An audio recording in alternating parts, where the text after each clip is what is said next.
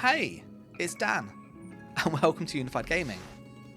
So in this one, we're going to play Trash or Grab, a game where we check the golden vendor to see if there's anything that's worth getting.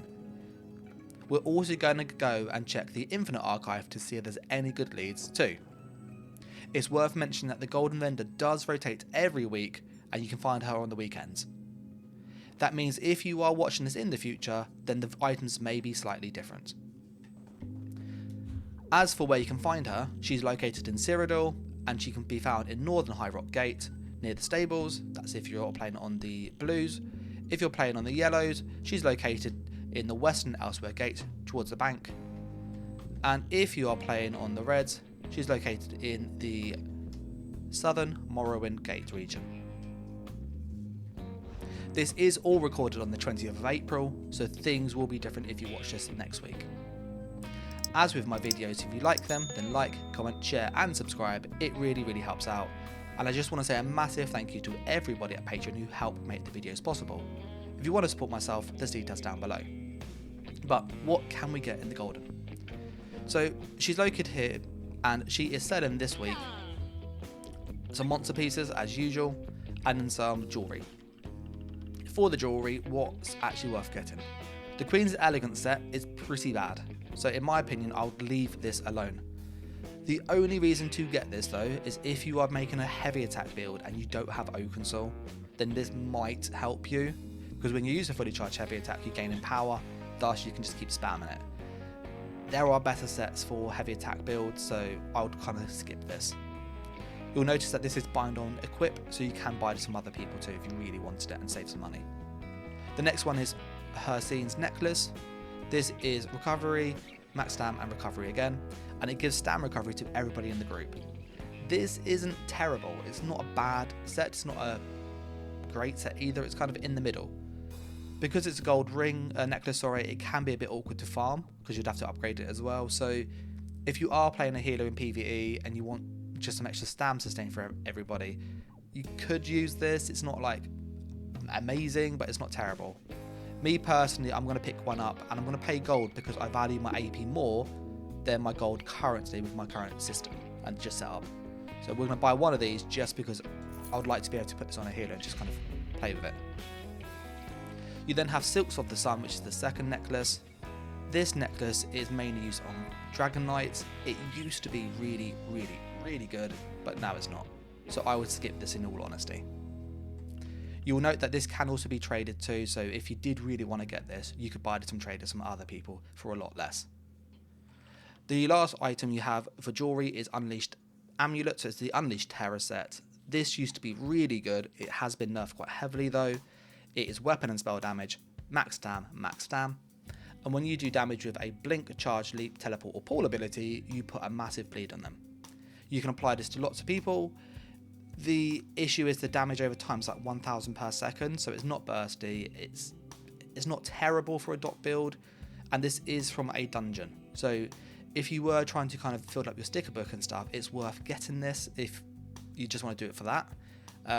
But for me personally, it's not really worth using unless you go for a super dot build, and you know, there are better sets in my opinion.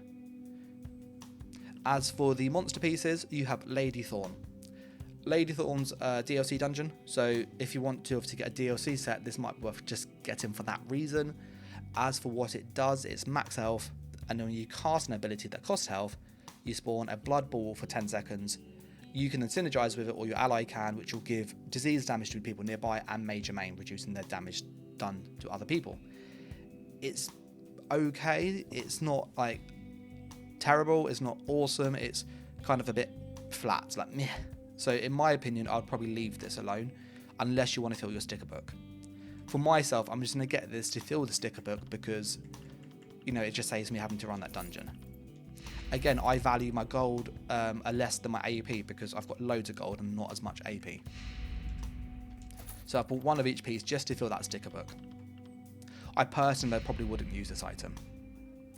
The last one then is Slime Claw. Slime Claw is really good.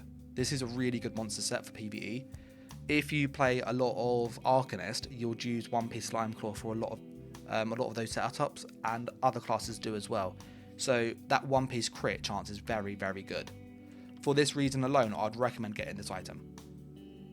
Yes, you can farm it, but because it's a shoulder, you need to use keys, so you don't always get the thing. Whereas like with helmets, you can farm quite easily, just repeat the dungeon again and again and again. This, you do need a bit of RNG and to use your keys up. So for that reason alone, and it's a pretty decent set, I would suggest buying one of these. For PvP, it's not great. You know, there are better monster sets in all honesty. But if you are playing PvE, this is worth getting. But that's the golden for this week. As you can kind of see, it's kind of a big pile of nothing generally. You only got like Unleash, which is kind of okay, and Slime Claw, which is kind of okay. So my opinion, like my sort of recommendation would be only get the stuff if you really want to play with it and test it out. Beyond that, I'd just skip it for this week. We're now going to go to the Infinite Archive, and we're going to look at the trader there and see, are there any good leads that you can get there. If you're unaware, the Infinite Archive can sell leads for certain mythic items or antiquities, and some of those antiquities can be quite annoying to farm, especially the ones tied to daily quests. So if you go back 2 or 3 weeks from this video, they were selling the lead for the Death Dealers in there a while back, and they also had the lead for the Gazer Sithis helmet. Both of those leads are really hard to get, so it's always worth checking it out. With the vendor, when you get to the Infinite Archive, he is located in the far east of the place, and he is called Filler Ool. Filler Ool sells 2 leads typically, and then some decoration bits. This week he has a blue furniture one, and he's got a gold lead for the Dwarven hinges. What is this thing? This is the pet. So if you want to get the Dwarven Scarab, the little pet, you can buy this. Personally, it's quite an easy lead to farm anyway, so I wouldn't buy this. I play PvP, I play PvE, I'm not too fussed with cosmetics. So my recommendation would be to leave this for today. If you did like the look of the Veladrift shoulder, you could also go and get the page here, but my recommendation is save your resources for this week. That's kind of the golden for this week. It's a big pile of nothing. The trader in Infinite Archive is also a big pile of nothing. I will do this obviously next week, so if you get any questions or any kind of recommendations how you might use the set seen today, let me know in the comments below. But I'm going to wrap it up here. So as always, I'm going to say a massive thanks to all the support. I'll catch you in the next video or on the next stream. So thanks for watching, guys.